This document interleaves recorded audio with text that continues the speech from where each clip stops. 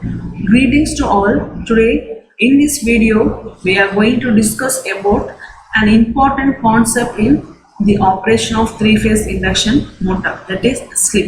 It is defined as per unit expression of slip speed. Slip speed is also known as relative speed. It is the difference between stator and rotor speed.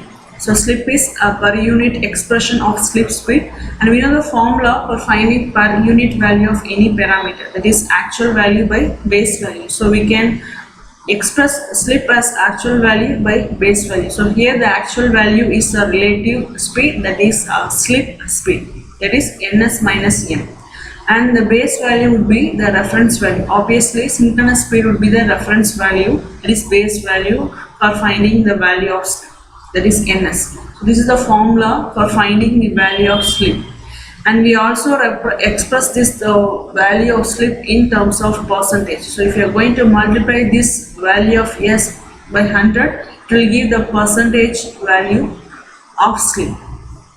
Now we have to find we have to understand the range of the slip. So the range of slip is from 0 to 1. So the minimum value is 0 and the maximum value is 1. So when we can obtain a maximum value, that is the maximum value is 1. So when the value of s will become 1. So the value of s will be 1 at standstill condition. Standstill means we are not having any rotation on the rotor. The rotor is yet to operate. So as in this formula we can say the rotor speed is 0, and the formula will become ns by ns. So obviously the value of s is 1. So we can say s is having its maximum value, that is 1 at standstill condition, and when the slip is going to attain its minimum value, that is 0. And here the important thing to be keep in mind is the slip is never reach its minimum value, that is it is never reached the value of 0 in the case of three-phase induction motor, because if slip is 0, what will happen? It means stator speed is equal to rotor speed. But in the case of three-phase induction motor, we are having, it is also known as an asynchronous motor. It means the rotor is going to operate at a speed lesser than a synchronous speed. It means rotor is going to follow stator speed. So that's the concept. It means we have to maintain at least a minimum speed difference between stator and rotor. So then only the three-phase induction motor will operate. So that's the concept behind the operation of three-phase induction motor. So it is very obvious that if you want to have operation on a three-phase induction motor, obviously the slip should never reach its minimum value, that is 0. So we can have a maximum value, but it should not reach the value of 0. So that's the concept we have to keep in mind. And we can also express the value of slip in percentage. So we can have a range for that. It is varies from 1 to 5%, and this range of slip is very useful for understanding the performance of induction motor practically. So now we'll see the effect of slip on rotor parameters, and for that we are going to have a reference speed. The synchronous speed is going to act as a reference speed, and we know the formula. And at the time of running condition, the rotor is going to have its own speed. And on the whole, the rotor and the stator on the whole at the time of operation, it is going to have maintain some relative speed difference, that is ns minus nr. And now we'll start to find the value of relative speed at the time of starting and at the time of operation. So at standstill condition, so the time of starting, we know the rotor is at rest. It means it is yet to operate. So the rotor speed is 0. So ns minus nr. So here nr is 0. So ns will become 120 times supply frequency upon number of poles. So this is a formula for a relative speed difference at starting. So what is the inference we can get from this equation is we are having maximum relative speed difference. Because of this maximum relative speed, there will be a maximum EMF inducement on the rotor, and it is going to have a stator frequency.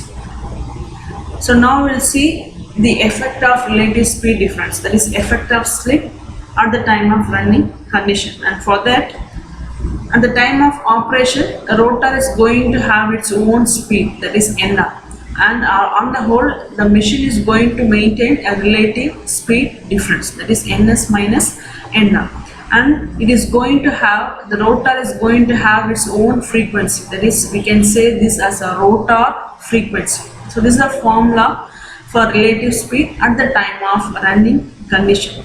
So what is the inference is, we are having a minimum relative speed. So we are having a maximum difference between stator and rotor speed. So we are having a minimum relative speed. It means we are having maximum difference. And due to that, EMF induced on the rotor will become minimum, and it is going to have a rotor frequency. Now we have to find the relation between stator and rotor frequency, or we can say we have to find the ratio between standstill and running condition. So we know this formula. So now we are going to find the ratio between running condition and standstill condition. So at last we can say that slip is equal to Fr by F, or we can say Fr is slip times the supply frequencies. It means rotor frequency is slip times the stator frequency, and Fr is the frequency only at the time of running condition. So we can say at a standstill condition, all the rotor parameters, it is going to behave exactly like the behavior of stator. It means it is having an EMF inducement, and it is going to have a electrical frequency just like a stator. But whereas in running condition, the same rotor, instead of going to copy the behavior of stator, it is going to have its own behavior. But still it is going to have a dependency on stator, and that dependency we can relate in terms of slip. So here we are having a list of rotor parameters, and so now we have seen the difference between the value of frequency at the time of starting and running condition on the rotor. It means all the parameters, it is going to behave like the stator at the time of starting, but whereas at the time of operation, the rotor is going to have its own behavior. It means though it is having its own behavior, it is going to have a dependency on the stator as well as the slip. So with the help of slip, it is going to have a dependency on the stator. So we can say at the time of running, frequency of rotor is F dash, and it is having a dependency on stator with the help of slip. Likewise for rotor induced EMF till rotor power factor. And here the one more thing is, the rotor resistance is having same value even at the time of starting and the running condition. So this concept is very important for understanding the forthcoming topics like equivalent circuit, torque, and losses and efficiency. So that's all about the effect of slip on the rotor parameters. So we can say slip is a per unit expression of relative speed. So at the time of running, on the whole, the three-phase induction motor has to maintain at least minimum relative speed difference. So we are having a range for slip. Slip you can reach its maximum value at the time of starting. At the time of standstill condition, it will attain its maximum value, that is 1, and it will never reach its minimum value, that is 0. If it reaches minimum value, that is 0, and the induction motor will stop its operation. And we are having the effect of slip on rotor parameter only at the time of running condition, because at the time of starting we are having a maximum slip. The value of slip is 1. It is not going to have its impact.